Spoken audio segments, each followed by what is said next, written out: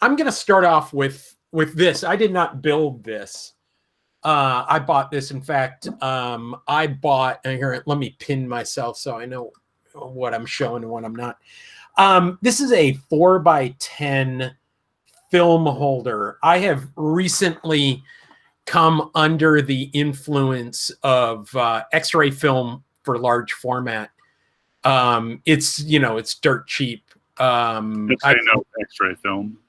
Yeah, so it's like I have 100 sheets of blue sensitive X-ray film that cost me $35, shipped. So that's reasonable. And I've also been working with the paper positives and paper negatives. Brian just asked, where do you get X-ray film? eBay. Type in X-ray film, 8x10 X-ray film. There's Fuji HR something that's green, and then I found some other stuff that was blue that was cheaper. And that means it's just sensitive into the blue. So if it's 30 cents a sheet for 8x10, it's 15 cents a sheet for 4x10, which is what this is. So this is a 4x10 film holder that I bought. And then I decided I was going to build a 4x10 camera. So the next thing that I did was I needed to make sure I could build a bellows. Now, this is obviously not the right size. It's not the right size. This is a test bellows. So I looked at Joe's YouTube video that he mentioned just a couple of minutes ago with the gaffer's tape. And I looked at a bunch of other videos and websites. So I determined, yes, I can make a bellows. So that took me a while to figure out that I could actually make a set of bellows. And just about the time that I decided I could make a set of bellows, Ethan came along and said, Graham, I have to show you how to do true isometric drafting, drawing, and all that type of stuff. So he and Simon and I were the pupils, and Ethan taught us how to draft in about 15 minutes. I think he recorded that for a YouTube video.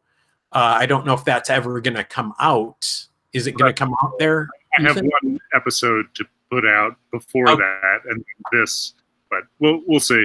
I don't know if you can see any of our papers over the webcams. Yeah, that could be a problem. So anyway, I decided I was going to draft. Here, let me move it back a little bit.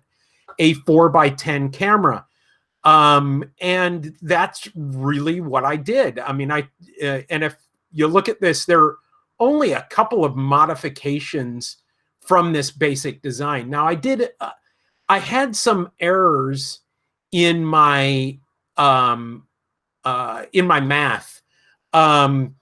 The actual opening for the 4x10 ended up not centered. And so I had to make some adjustments after I did the drawing.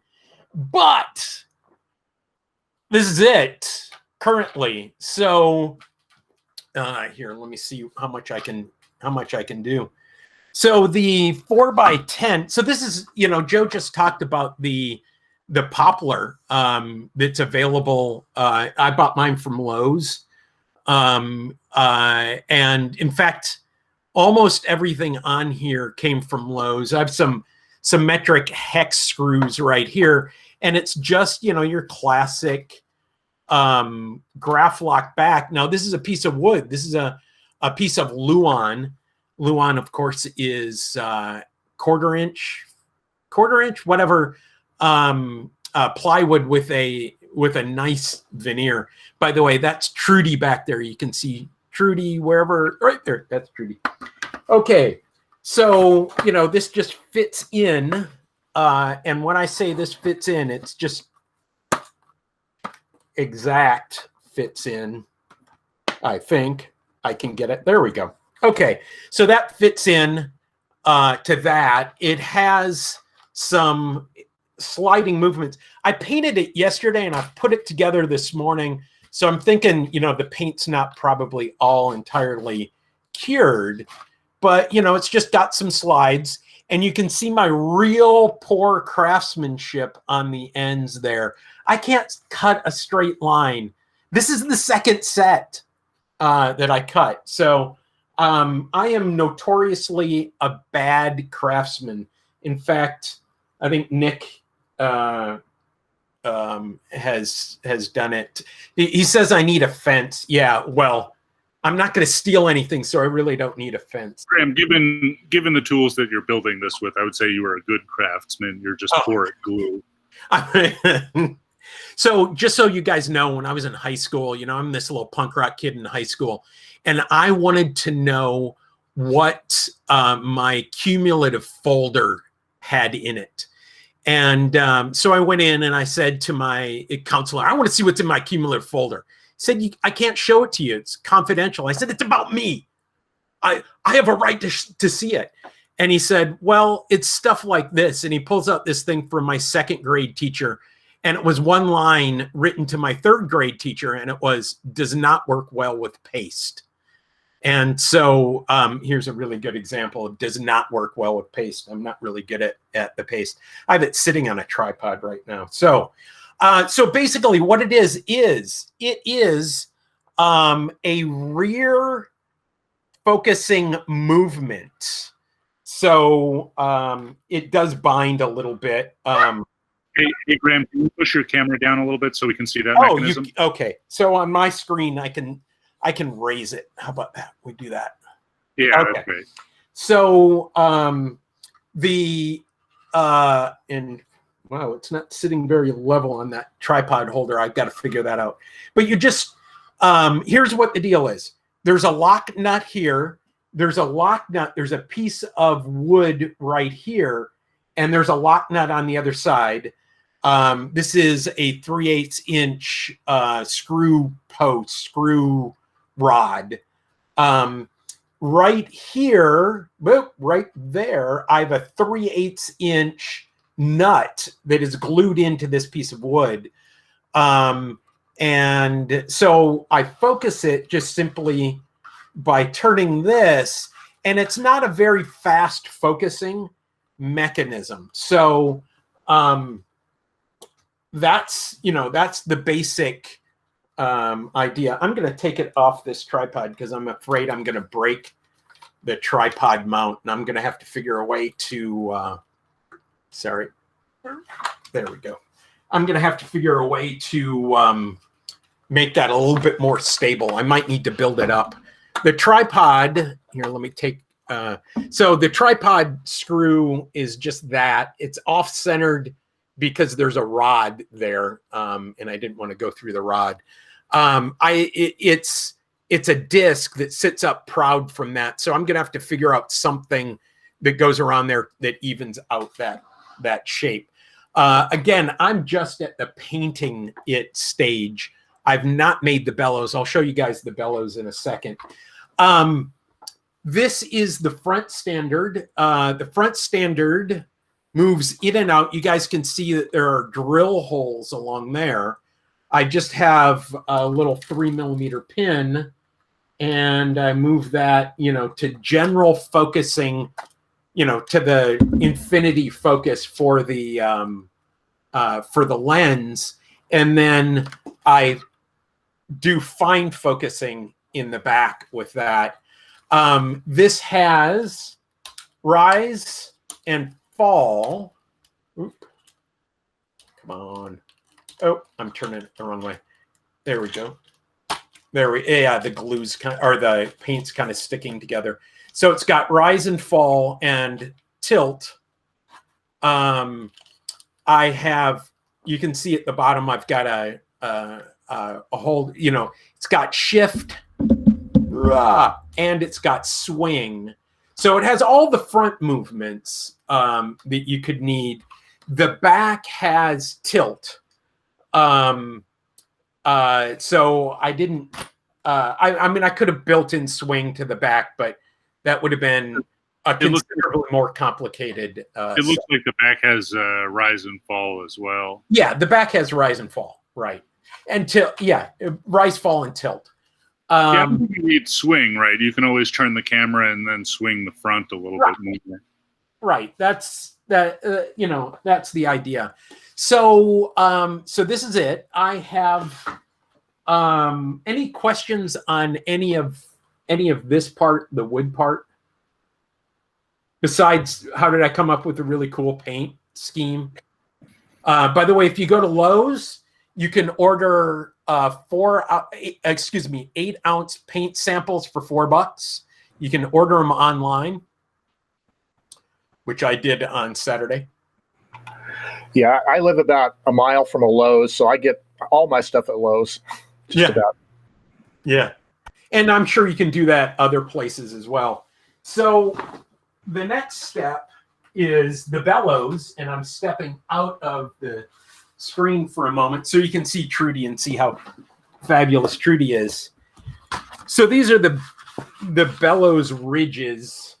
So I haven't cut off. These will be, diamond, the triangle shapes at the end. There will be matching ones on the side. So these will sit. Here, let me do it like that. So these will be the bellows. And so there will be a section. They'll meet like that, and there will be alternating little triangles that'll meet just like this. There we go. So that's what I'm doing. So it's not done yet. I don't have a lens for it yet. Hey, Nick, do you have that 210 that I can borrow for a couple months? 210 Fujinon. Is Nick still with us? Yeah, I am. I don't know. I'll look through my lenses. I don't think I'm going to send you that one, but. Oh man. Okay. So I built this thing for a Fujinon 210 because it's the biggest thing that'll cover. It's the cheapest thing that's readily available, is somewhat modern, and will cover a 10-inch frame. So I made it for that.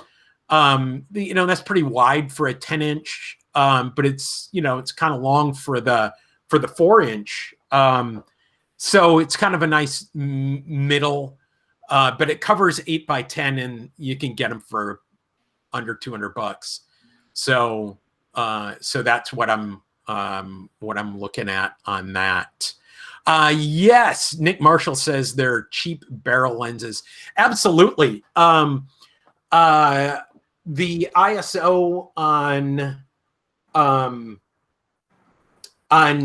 X-ray film is about 100, 125, depending on the light and what you're shooting, because it only sees either that blue light or that green light.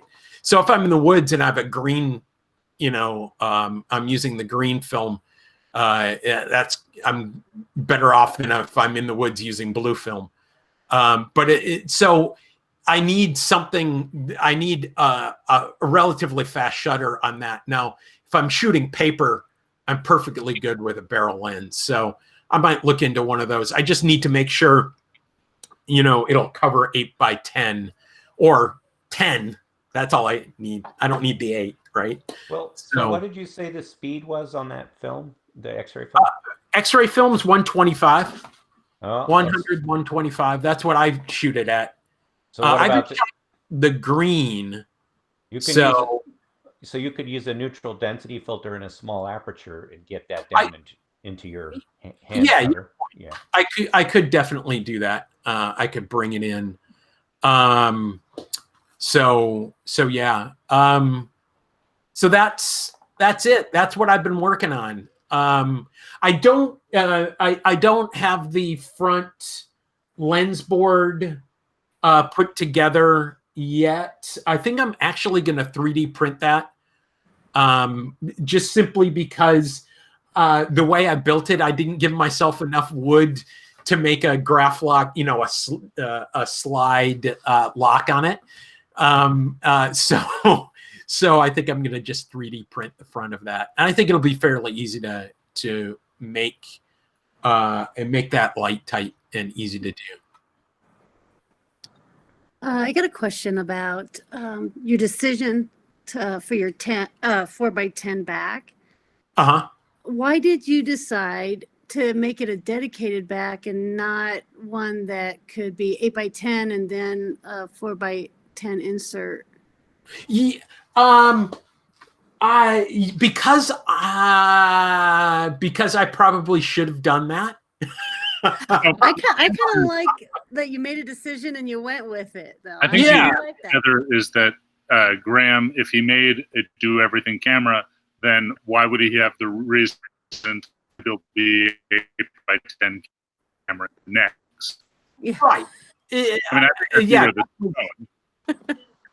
yeah. Thank you for rescuing me there, Ethan. That obvious gaffe on my part. Okay, first of all, part of what I wanted to do with this was figure out how to build a view camera. I never built a view camera. I have a press camera. I have a tower press, which is a Pressman D. And it doesn't have any back movements, right? So I had to look at a lot of pictures, and I don't have one. So I went through a pretty good process of just figuring it out. And when I was going through this drawing, what I started with was that 8x10 holder, and then worked outward from the 8x10 holder, because that was the part I knew I wasn't going to build it. I bought it, right? So yeah, I wasn't really looking for an 8x10 camera. I was looking for a 4x10 camera, but I maybe should have made, you know what, though? That back standard can have an 8x10. I can just build the 8x10 part that sits right here, right? I can build this portion. Yeah, you could just replace it. Yeah, just replace it. Just have it hot swappable. No, it would not be hot swappable. I'd have to replace the bellows. So it would be mildly lukewarm swappable in maybe 45 minutes. So, although, I mean, I could figure out and put in a bag, I could have a, never mind. Yeah. So yeah, that's what I've got. That's what I've been working on. I talked about it on the show. I don't know if that show's aired. We run sometimes a month ahead of time. But I talked about it on a show a while back. And it's the one that I have to do right before this. It's coming. And I also want to point out, Graham, I did not ask you about your backstory or the other amazing cameras you have built. But for those people listening, probably you've heard us yammer on about all of our cameras for months and years. And if you haven't, check out the homemade-camera-podcast.com. Right. Now, one of the things I do want to say is, to a certain extent, specifically with what Ethan and I bring to the show, specifically recently, it is not. We kind of did a little bit less homemade on our cameras and a little bit more, like when I was bringing out the Kraken, that was not really a homemade camera. I made it, I'm making one right now in my home, but that doesn't really make it a homemade camera. And I kind of wanted to get back to that. I wanted to get back to something that wasn't a product that I felt like I needed to promote and sell and, do all that type of thing with. I wanted to do something for me, and maybe if somebody else wanted to do this, they could look at mine and do theirs, or look at a well-built one and do theirs. So that's kind of the root of this. I wanted to get back to making cameras in my workshop, which is my backyard in Florida, which is really great in April and October, but maybe not so great right now. But it's the safest place I know. So yeah, so that's my stuff. That's my spiel.